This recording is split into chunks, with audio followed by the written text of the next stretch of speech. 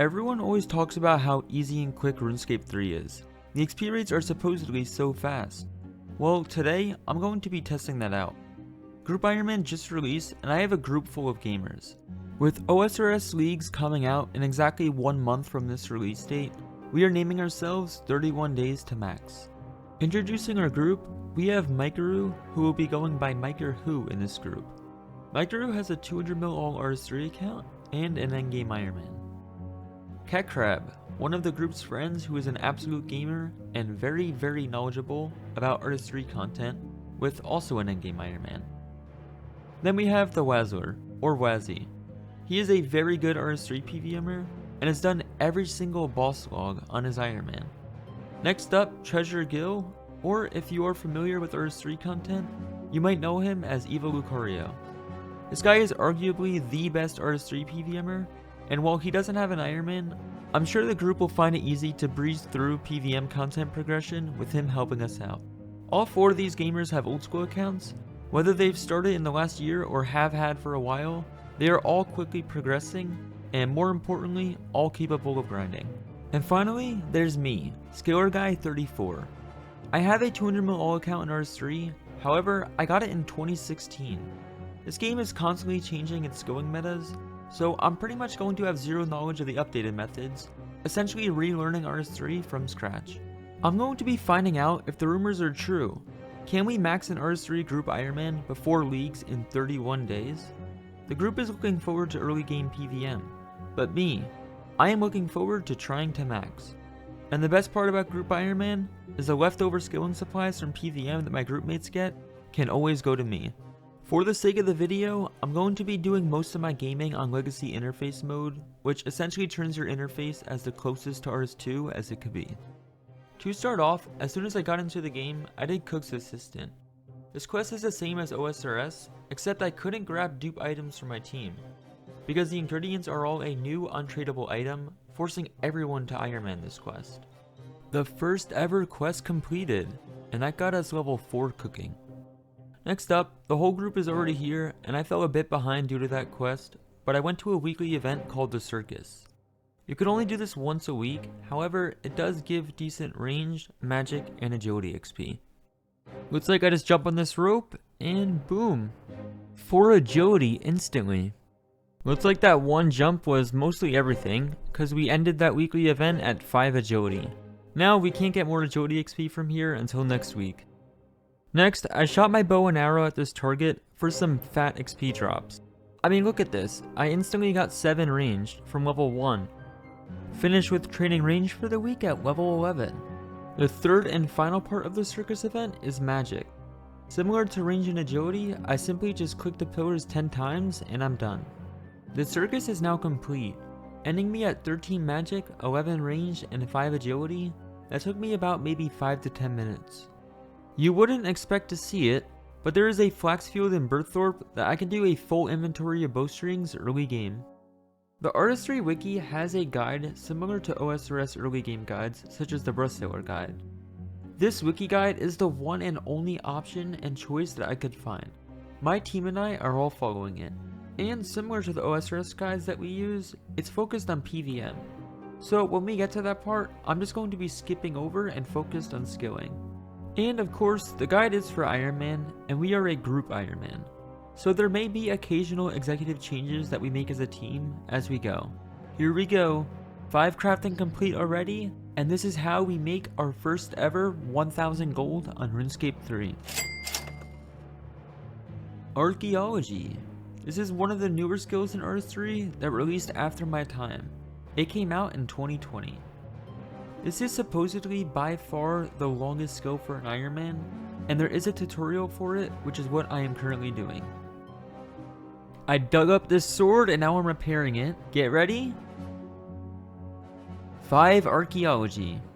The point of Archaeology is that it's supposed to give you useful relics when you level up to help you all around in the game. From the tutorial and being level 5, I unlocked the most basic relic, which gives me an extra 500 hit points permanently. In terms of old school HP, this is the equivalent of having a permanent plus 5 HP level boost. Herby Worby, you heard that right. This is another weekly minigame that Iron Man can do that gives Herby Worby XP. 5 minutes later, coming up to nearly 100 out of 100 points, has got me level 13 Herby Worby. Not necessarily a bad start, however, once again, I cannot do this minigame until next week. Next up, another new skill, Necromancy. I did this skill a year ago when it came out, and it was honestly really fun to train. The only thing though is that the early levels were awful. And this time, I won't be able to buy anything, so it'll be even harder. Necromancy is a full-on combat style, similar to ranged or magic. So currently, we are training by killing ghostly trolls. And while the evolution of combat does require abilities, the yellow box around my bar means that they are automatically being used when I'm in combat. It is called Revolution Mode. I will always have this enabled as it makes combat brain dead and easy.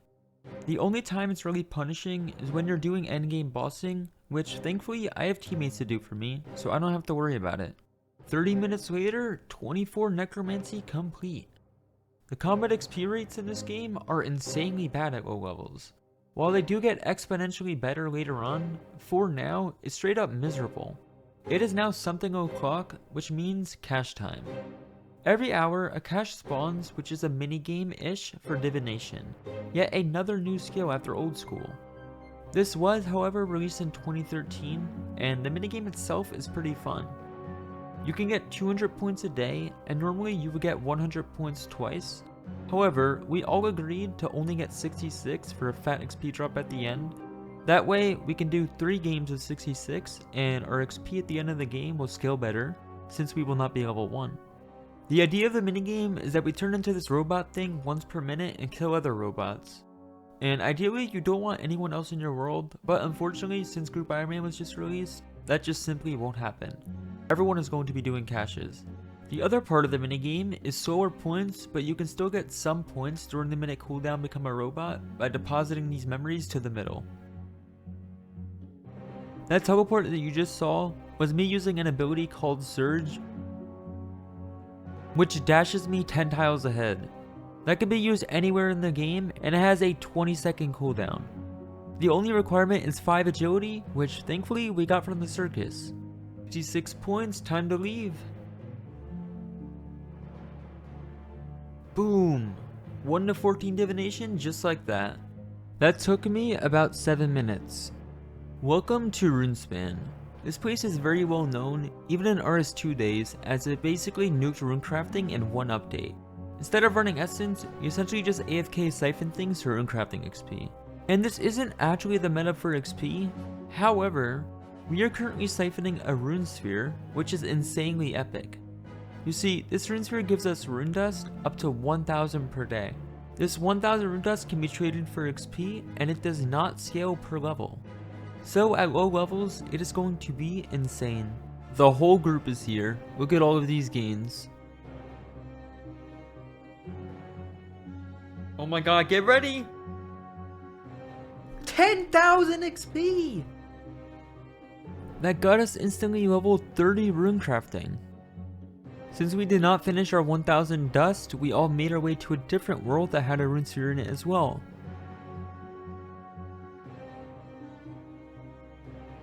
No! We screwed up by turning in before 1000. We should have waited.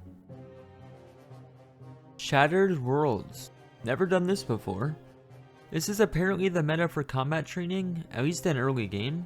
The guide specifically tells us to train in Legacy Combat Mode for early levels, so we are going to stay here until 45 magic. From what I'm understanding, this is an instance area where I get my own personal food plus gear inside the instance. And once I die, it's like Nightmare Zone where nothing happens and I just resume another game. It seems like there are different levels or worlds with different NPCs. As of right now, with my PB being World 2, it would seem the NPCs are mostly the same. I would imagine the higher levels are more relevant late game, but as of right now, I just want to kill things and level up. My first death here.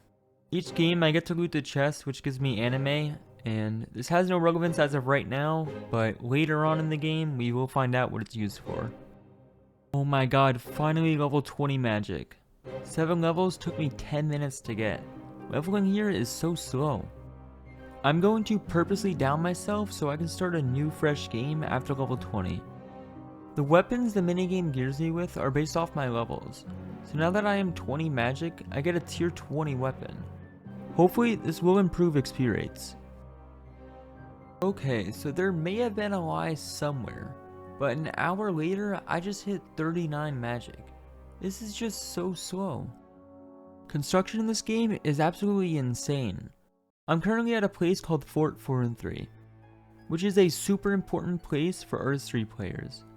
This area has just about everything: a bank, an altar for prayer training, plank making areas, small bonuses for other skilling, and more. The only thing is, the fort is not built yet. I have to go around building the walls and buildings. And real quick, if you were wondering why my game looks black and white, I enabled the contrast mode, which is the closest I can get to highlighting things I'm supposed to click. So occasionally, we will have clips that look like that, since the graphics are extremely overwhelming for me. So this construction method is a very popular way of training, but I quite literally just AFK build these two hotspots. There is one with a sparkle, that means I will get higher XP drops and overall make the building process faster. However, it's not needed to be used. It's just very easy to switch between, so as long as you're at your PC, there's no reason not to. The wall is up, and that got me 32 construction. I have been doing a stupid amount of skill hopping on day 1, and I was just kind of exploring each skill and getting a feel for them. In RS3, there is no tick manipulation. You are forced to AFK fish, and at this level, fly fishing is my best method. Because I need cooking XP, I do also cook each inventory before dropping it. And there is some kind of tick manipulation here, where a fish would normally take 4 ticks to cook, but if you manually cook each one while holding spacebar, it will take 3 ticks. My teammates keep telling me otherwise, but as of right now, the training does not feel promising, and neither does maxing within a month. Almost every skill I've done so far is slower on RS3 than old school RuneScape. And even worse than that, there's no quest helper in this game. The amount of times that I've sat there questing and wasting ticks trying to figure out where to go next has probably added up tons already. I have not really shown any clips of questing yet, and I apologize for that. I have been chipping away at the low level quests. However, my clips are completely unorganized since I've been hopping around so much. But here is recruitment drive for some XP.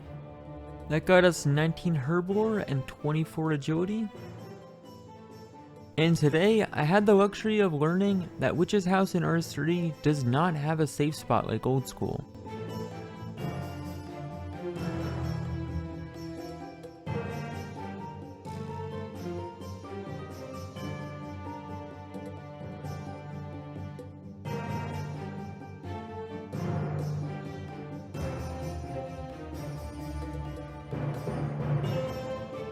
Oh my god, I just died during Witch's House.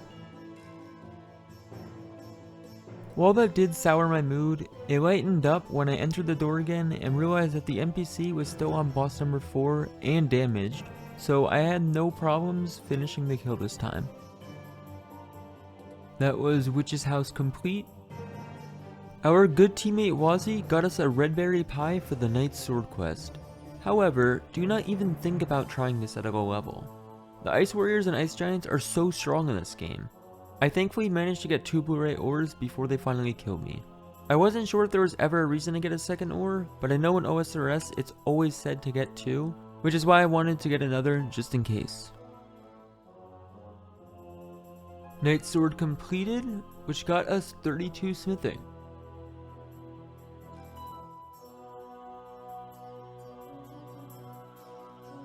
I am now doing Tourist Trap, and fletching is a really awkward skill on an Iron Man in RS3, so I am going to put one of my lamps on agility and the other on fletching.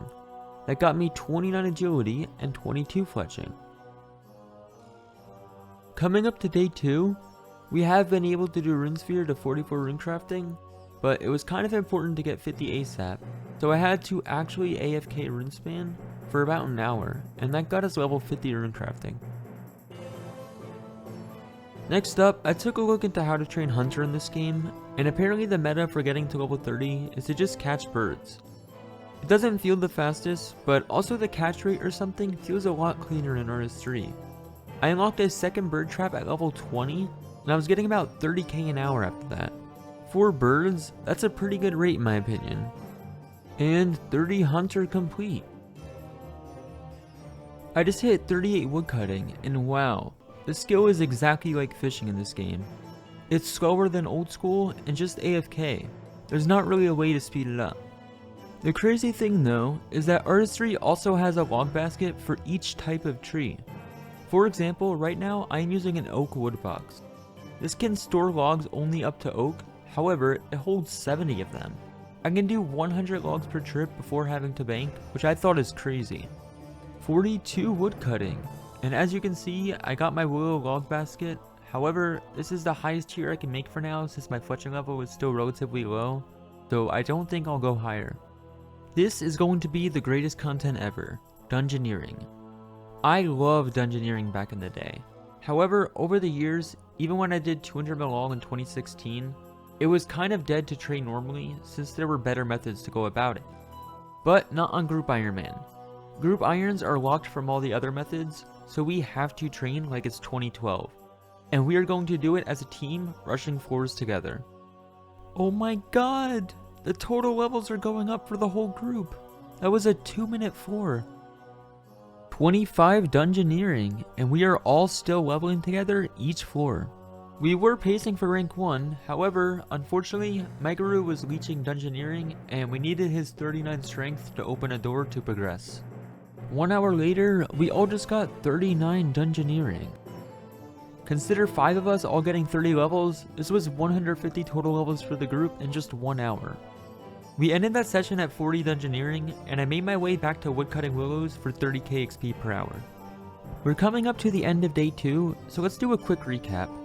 These are my current stats. I'm sure you guys are thinking what I am. There is no chance we can max within a month at this rate. Old school would have been faster for 2 days of progress. The game will supposedly speed up, however, I'm not feeling that confident at the moment. RS3 is a lot slower than I expected. The good thing is that we have 77 quest points currently, and that is mainly the thing that's taking us 4 times longer than OSRS, because of no quest helper. We have all been following the same guide so far, so we are all roughly the same total level. And that dungeoneering session got us 150 levels in an hour, which put us back at rank 1 in the 5-man group Iron High scores. I hope you all enjoyed today's video. Don't forget to like and subscribe, and I will see you all next time. Peace out.